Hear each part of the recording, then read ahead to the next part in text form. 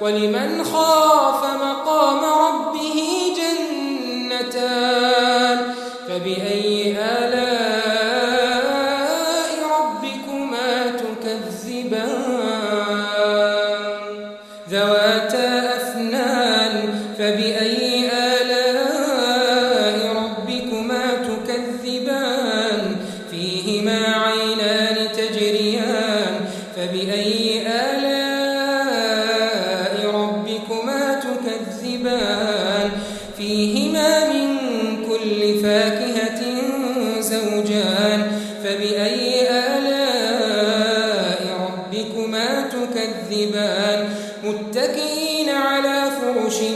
بطائنها من استبرق وجنى الجنتين دان فبأي آلاء ربكما تكذبان فيهن قاصرات الطرف لم يطمثهن إنس قبلهم ولا جان فبأي آلاء ربكما تكذبان كأنهن الياقوت والمرجان فبأي آلاء ربكما تكذبان هل جزاء الإحسان إلا الإحسان فبأي آلاء ربكما تكذبان ومن دونهما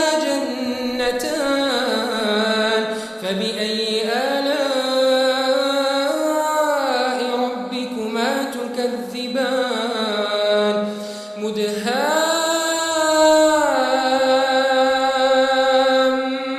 مدهامتان فبأي آلاء ربكما تكذبان فيهما عينان نضاختان فبأي آلاء ربكما تكذبان فيهما فاكهة ونخل ورمان فبأي آلاء ربكما تكذبان فيهن خيرات حسان فبأي آلاء ربكما تكذبان حور مقصورات في الخيام فبأي آلاء ربكما تكذبان لم يطمثهن إنس قبلهم ولا جان فبأي آلاء ربكما تكذبان